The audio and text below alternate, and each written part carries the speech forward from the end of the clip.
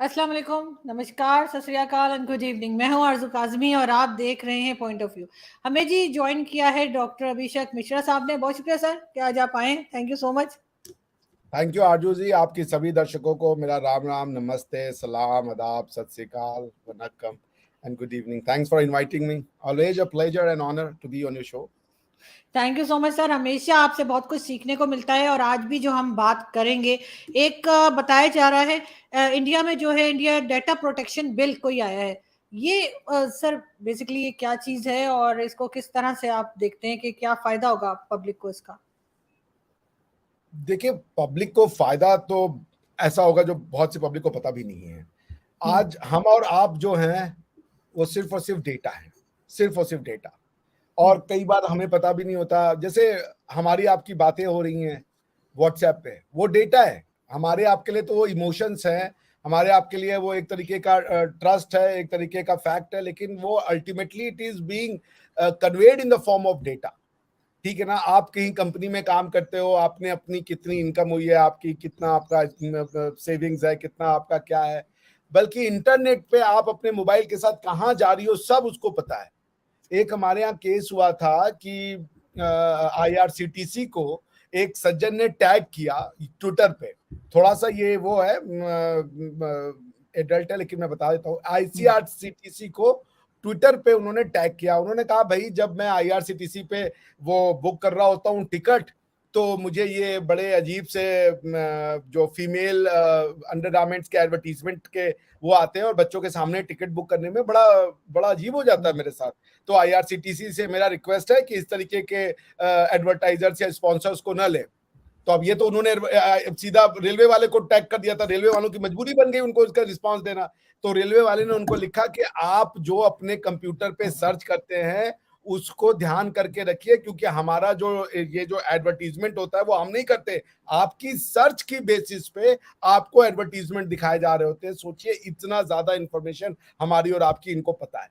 हम क्या सोच हुँ, रहे हैं, हम क्या पहन रहे हैं, हम क्या ढूंढ रहे हैं। आज आप ना कोई चीज एक सर्च कर लीजिए, अगले दिन से उसका एडवर्टीजमेंट आपके हुँ, उस पे आ जाएगा, गूगल पे आने लगेगा, यूट्यूब पे हुँ, आने लगेगा, हर जगह आने लगेगा जहां भी एडवर्टीजमेंट की संभावना है। तो इसको देखते हुए data had become an important concept in data से। आपको सीधा कॉन्सेप्ट नॉर्मल सेंस में प्राइवेसी को समझिए। हमारी आपकी जिंदगी का एक बहुत बड़ा हिस्सा या सब कुछ कह ले, वो होता है प्राइवेसी। हम क्या सोचते हैं, हम क्या बोलते हैं, हम क्या करते हैं, ये हम सबको नहीं बताना चाहते, और ये इंसानी फितरत का बहुत बड़ा हिस्सा होता है।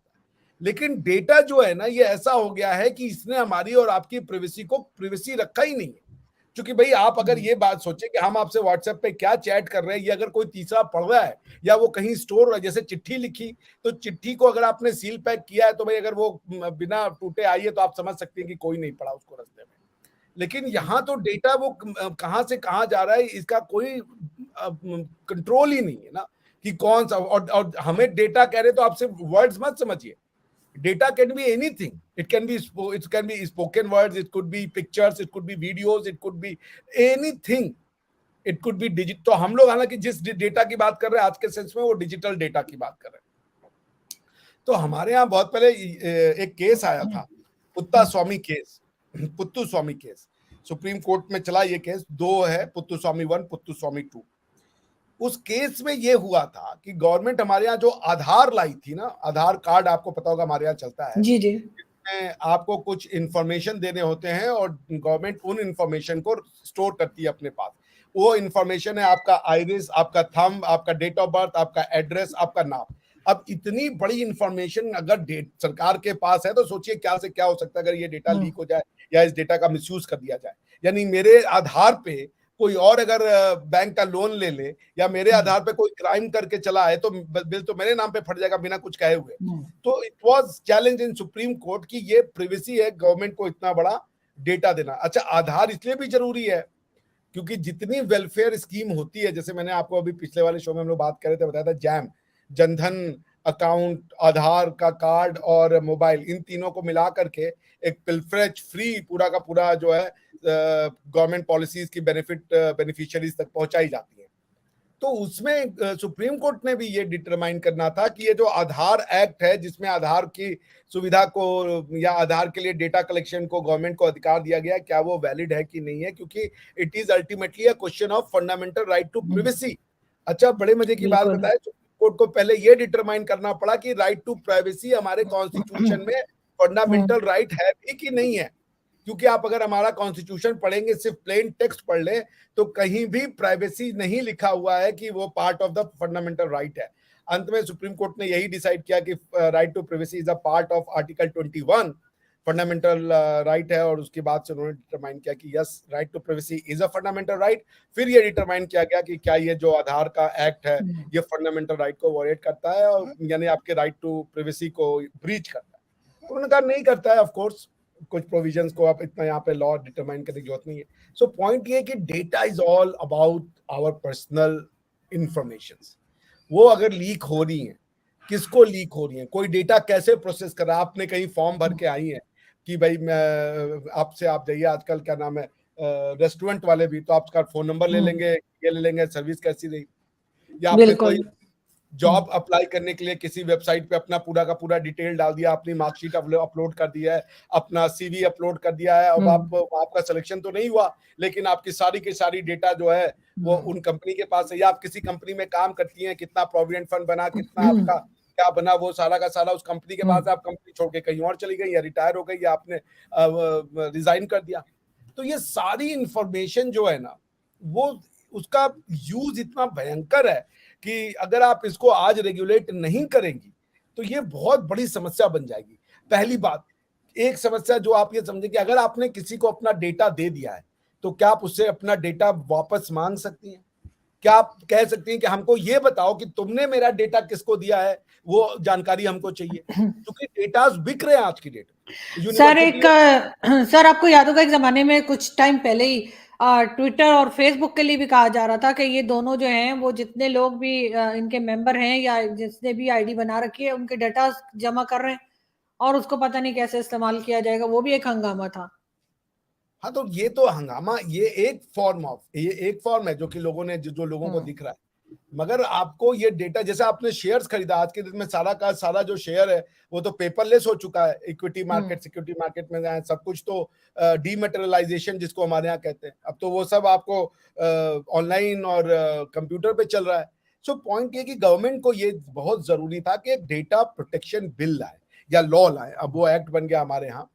डेटा प्रोटेक्शन एक्ट में 2-3 चीजें की गई। एक तो ये किया गया कि जो तीन तरीके के लोगों को क्रिएट किया गया। एक है जो डेटा प्रिंसिपल है, यानी कि जिसके नाम पे डेटा है या जिसका डेटा कंसर्न है। जैसे आरजू जी का डेटा है तो आरजू जी बिकम डेटा प्रिंसिपल। दूसरा है डेटा प्रोसेसर, जिसको कि उसने डेटा दिया है, ठीक है ना।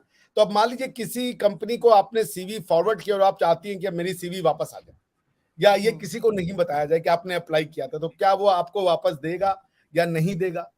तो इस तरीके और कई चीजें हो सकती है। तो ये जो गवर्नमेंट ने किया है, गवर्नमेंट ने प्राइवेट सेक्टर को ये बाउंड किया, क्योंकि ये आपको समझना पड़ेगा, ये गवर्नमेंट एक रेगुलेशन ला रही है प्राइवेट सेक्टर के लिए कि तुम जो डेटा ले रहे हो और कलेक्ट कर रहे हो, उस डेटा की यूटिलिटी कहां करोगे।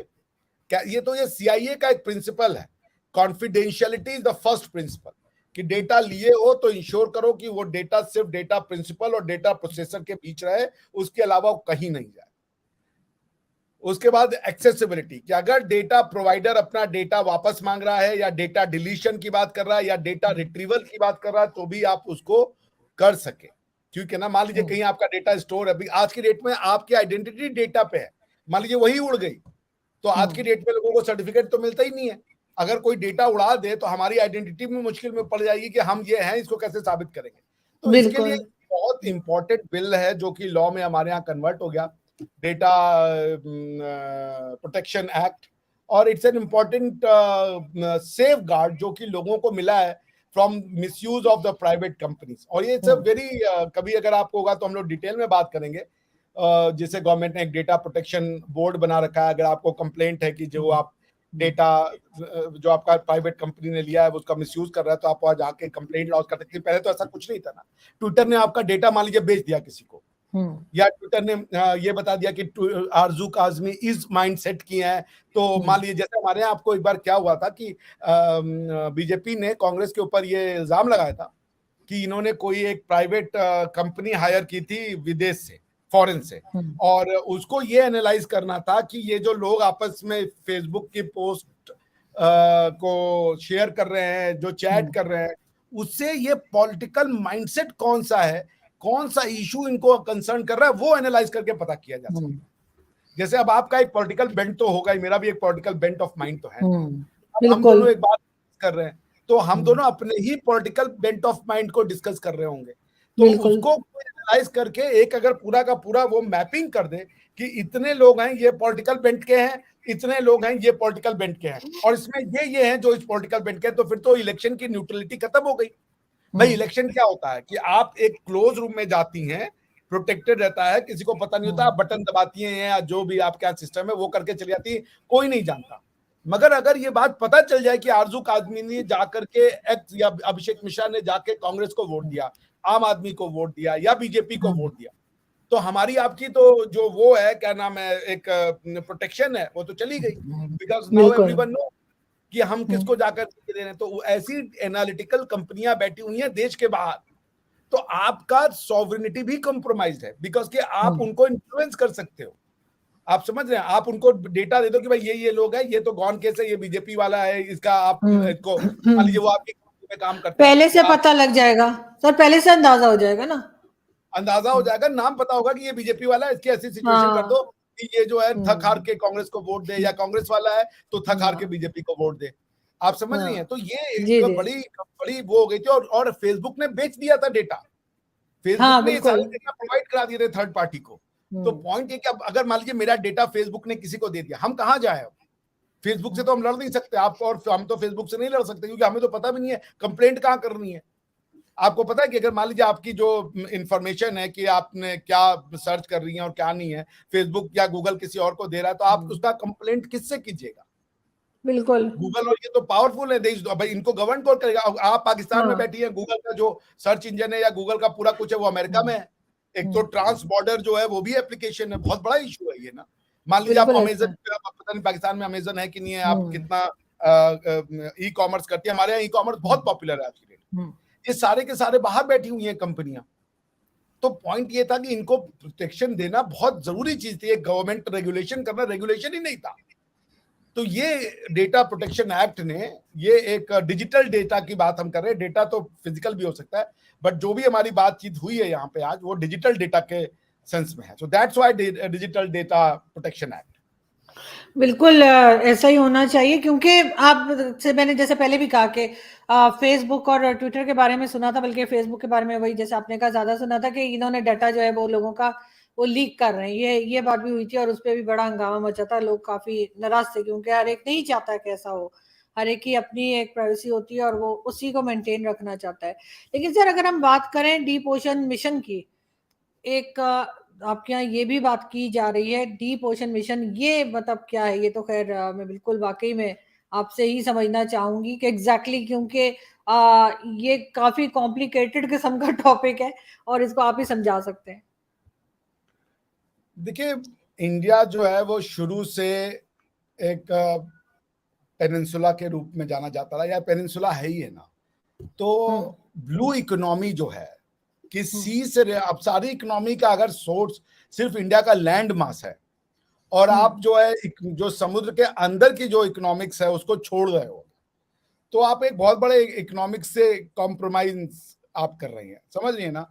तो ये डीप ओशन मिशन की, जैसा कि नाम इटसेल्फ कह रहा है कि what is lying underneath the ocean, आप समझ रही हैं। तो इसके लिए उन्होंने ये प्रोजेक्ट शुरू किया हुआ है कि भाई we will exploit those resources which are underlying the sea also, जिसको कि वो ब्लू इकोनॉमी कहते हैं। तो it's a mission mode project to support what you call blue economy initiative. अब आप ये पूछे कि ब्लू इकोनॉमी क्या है, तो ब्लू इकोनॉमी जो है वो आप ये कह लीजिए कि sustainable use of ocean resources for economic growth, ठीक है ना। तो अगर आप देखें कि सी से, अगर हमारे यहाँ जैसे 12 नॉटिकल माइल तक होता है आपका बॉर्डर, जिसको आप कहती हैं, जैसे लैंड बॉर्डर है ना, वैसे अगर आप समुद्र से घिरे हो तो 12 नॉटिकल माइल तक समुद्र के अंदर आपका सॉवरिटी माना जाता है। 12 नॉटिकल बाद के से बाद का जो है वो स्पेशल इकोनॉमिक जोन माना जाता है, और उसके बाद से हाई सीज शुरू हो जाती है। तो ये जो स्पेशल इकोनॉमिक जोन होते हैं, या जो ये 12 नॉटिकल माइल से 50 या 55 नॉटिकल माइल तक का जो एरिया है, उसमें भी जाकर के आप जो ओशन के अंदर है, पेट्रोल है, गैसेज हैं, दूसरे जो इकोनॉमिक के लिए इंपॉर्टेंट मटेरियल्स हैं, आप उनको यूज करके ला सकते हो। उतनी टेक्नोलॉजी आप अगर विकसित कर रहे हो तो that will help you in growing with a faster rate than with those resources that are available on land. तो लैंड और सी के रिसोर्सेज को मिला देंगे तो ग्रोथ का रेट भी डबल हो जाएगा। तो गवर्नमेंट ऑफ इंडिया यही कह रही है कि let's have a blue economy, not only just the black and red economy. Black means black soil economy, red means red soil economy. So beyond soil, let's go and search out what is underlying the ocean, exploit them and use it. बिल्कुल ऐसे ही, क्योंकि sir पहले इस चीज के बारे में इतनी बात नहीं की जाती थी। अब अभी तो खैर पाकिस्तान में भी जब इमरान खान की गवर्नमेंट थी, अब खैर खान साहब ने वैसे ही उड़ाई थी हवा में, लेकिन उन्होंने कहा था कि जी हमारे पास जो है समंदर के नीचे जो है 200 साल की जो है वो गैस हम लोगों को मिल गई है। और उसके बाद वो इमरान खान का जैसे होता था यू टर्न, उन्होंने खान साहब ने एक बड़ा सा यू टर्न भी ले लिया था, लेकिन उस वक्त बड़ी वाह हुई थी क्योंकि वो प्राइम मिनिस्टर थे और सब लोगों ने कहा वाह जी वाह क्या बात है। तो लेकिन ये कि इससे पहले आपका ख्याल है कि पहले भी इस तरह के प्रोजेक्ट्स पे काम किया जा रहा था, इससे पहले भी इस तरफ को सोचा जा रहा था, भारत के अलावा भी बाकी कंट्रीज में भी इस तरफ लोग सोच रहे थे, या अभी रिसेंटली लोगों ने इस तरफ देखना शुरू किया? क्योंकि जाहिर है जमीन का तो एक लिमिट ही होती है ना, और खत्म हो जाती है उसके बाद। तो अब लग ये रहा है कि पॉपुलेशन ज्यादा है और रिसोर्सेज हमारे पास कम है हर जगह ही, चाहे वो हिंदुस्तान हो या पाकिस्तान। नहीं, देखिए ये तो हर स्टेट जो भी अगर लैंडलॉक्ड है तो उसके तो नहीं है, लेकिन जो भी ऐसे स्टेट्स है जो कि जिनका बॉर्डर है सी या ओशन, तो वो बिल्कुल इसको कर सकते हैं या कर ही रहे होंगे। मेरे पास इसका तो नहीं है कि बाकी कंट्रीज नहीं करें, लेकिन जिस लेवल की टेक्नोलॉजी चाहिए, अब आप सोचिए कि जो डीप ओशन मिशन है उसके लिए आपको एक मैन्ड सबमर्सिबल व्हीकल की आवश्यकता होती है, जिसमें कि आप 6000 मीटर तक, यानी from the crust of earth, आप समुद्र के अंदर 6000 मीटर तक जा करके जो है वो 2-3 लोगों को भेज सके। और उसके जो अर्थ जो सी का बेड है, क्योंकि सी का बेड तो बहुत डीप में जाता है ना, वहां पे क्या है वो मिनरल और उनको कैसे जो है आप एक्सट्रैक्ट कर सकते हैं, वो उतनी साइंटिफिक सेंसर हो, उतनी ज्यादा आपके पास टूल्स हो, उतनी कैपेबिलिटी हो, which will require the highest amount of scientific and technological development. अब आप अगर उस कंट्री के पास इसरो, जैसे कि आपको ये पता होगा कि इवन डीप ओशन मिशन में इसरो भी is one of the party, क्योंकि उनकी जो रडार सेंसिंग की जो कैपेबिलिटी है, अब जब आप ऊपर से सैटेलाइट देख रहे हैं तो वो सिर्फ अर्थ के क्रस्ट पे ही नहीं देखता, वो उसकी इतनी भी एबिलिटी है कि वो नीचे जा करके समुद्र में क्या है क्या नहीं है, कौन से मिनरल्स मिल सकते हैं, उसको भी एनालाइज करने की उनके अंदर क्षमता होगी। तो ये जो मैन्ड सबमर्सिबल व्हीकल बनेगा जो इस डीप ओशन का पार्ट है, उसके अंतर्गत डीप ओशन मिशन का जो पार्ट है उसके अंतर्गत एक मैन्ड सबमर्सिबल व्हीकल बनाया जाएगा। ये जो मैन्ड सबमर्सिबल व्हीकल जो बनेगा वो 3 लोगों को 6000 मीटर यानी 6 किलोमीटर नीचे समुद्र में जो है वो लेके जाएगा, और वहां पे जो सी क्रस्ट है या सी बेड है उसको वो through certain tools, through certain sensors which will be fitted in the submersible vehicle.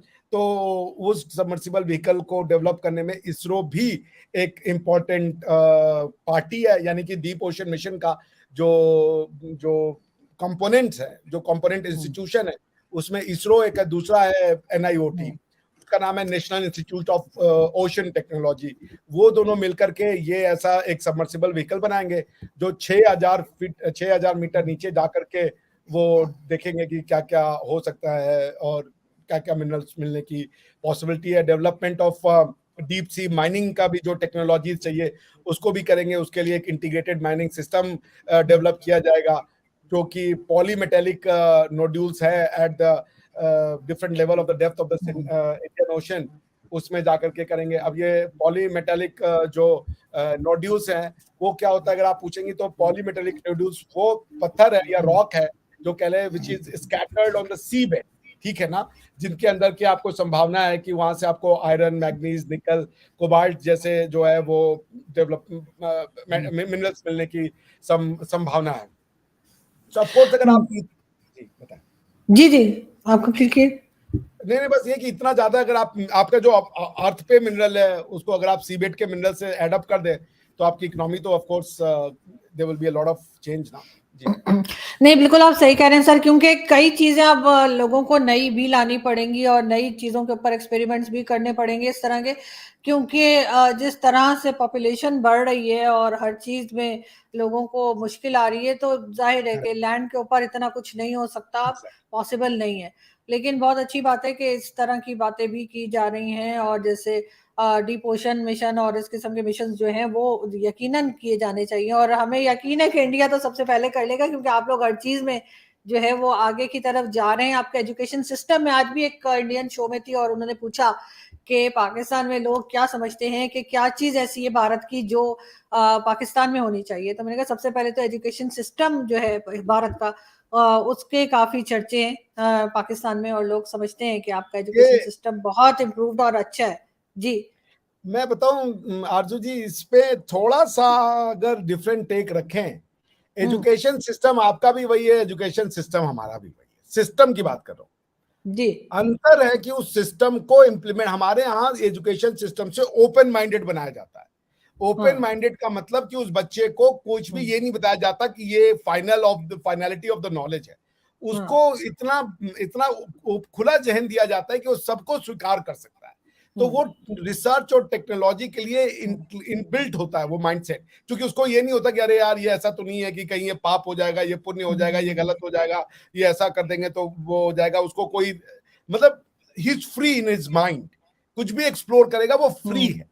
तो ये हमारा एजुकेशन सिस्टम में ना जो पढ़ाया जा रहा है वो यूनिवर्सली एक ही चीज हर जगह पढ़ाई जा रही है, कैसे पढ़ाया जा रहा है ये इंपॉर्टेंट। हमारे यहाँ बच्चों को ये नहीं कहते कि तुम ये रट लो और इसके आगे कुछ गलत हो जाएगा तो ये हो जाएगा, तुमको इसके आगे नहीं जाना, बल्कि वो ये कहते भाई तुमको ये हमने बता दिया, तुम इसको कैसे प्रोसेस करोगे ये तुम्हारी एबिलिटी के ऊपर है।